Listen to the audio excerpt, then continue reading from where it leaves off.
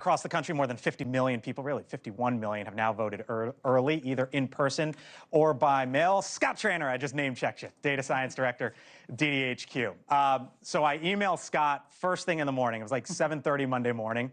And I'm like, Scott, it's the last week of the election. Tell me the story. What's the story? Part of it, at least. We're going to go through some of the data here as it relates to the early vote electorate, registration edge, and the expected electorate. Before we do all this, tell me what this is. So what this is we have a voter file, so we know who these voters are in Nevada. Okay. Nevada, the Secretary of State, so this is official. They tell us who voted and who's requested ballots. And sometimes in states like Nevada, we know what their registration is, we know their gender, we know their ethnicity, and we know their party registration. So we assume that if a Republican returns a ballot, they're going to vote Republican. If a Democrat returns a ballot, they vote Democrat. Independents, we kind of split 50-50. Okay. What do the numbers tell you in Nevada? So I just asked Ian about this. Yeah. What you're showing, current margin, early vote electorate, R plus 5%. So of the ballots that are returned, more Republican ballots have been returned than Democrats. Voter registration edge. So that tells us, hey, out of all the available voters in the state, are there more Democrats and Republicans? And what that shows is Democrats have a 1% advantage. Okay. The reason why you see the 2020 on the right is that shows you the shift from 2020. So the Democratic advantage registration in 2020 was D plus 6. Right. So it's moved more Republican. Okay. Expected electorate. So this is the biggest moving number. This could change. This will change tonight. This will change the next day. It'll change for the next 5 days. Let's do it. But as of today, it's R plus 2.7. So what we're saying is, all the votes have already cast. There's 2.7% more Republican ballots returned. And you see movement there on the Republican side. Let's go, stay in the Southwest, go to Arizona. The story there, Tranter, is what?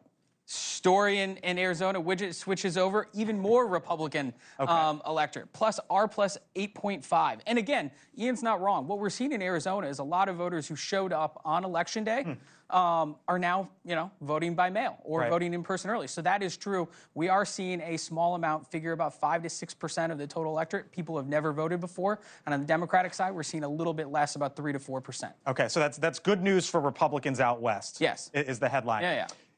Pennsylvania, most important state. You've talked about it a billion times or a trillion times, numbers guy, somewhere in between there, right? All right, let's see what's going on in Pennsylvania. Whoa, look at that. Expected electorate, guess what? Even. Yeah, which ties their forecast, which has it at even as well. I mean, that's why we keep talking about this thing. Yeah. The biggest number, though, early vote electorate, D plus 29. So obviously the Democrats are returning ballots and voting early in person, but that is less than it was in 2020, at least at this point. It's R plus 12. So the Republicans are showing that they're going to come out early. Now, we're going to see where this moves over the next week because Pennsylvania still has more ballots coming in. All right, so I asked you, what's the good sign for Democrats here? And you told me it was in North Carolina. What is it? Yeah, so when we flip over to North Carolina here, you're going to see a slight advantage in the expected electorate, right? Republicans ahead. Well, look, voter registration advantage tells us that, hey, North Carolina is a D plus 1.4. So we think the ballots coming in over the next week could actually maybe make that even, just like we have in Pennsylvania, which is a state, if she wins, means we're probably going to be talking about this race for a week. That'd be big news out there. Yeah. Just some of the numbers that Scott Tranter goes through on a daily basis at this point. Scott Tranter, DDHQ. Thank you, sir. Thanks for having me. Appreciate it. Thank you for watching. And make sure you go to joinnn.com to find NewsNation on your television provider. And don't forget to click the red subscribe button below to get more of NewsNation's fact-driven, unbiased coverage.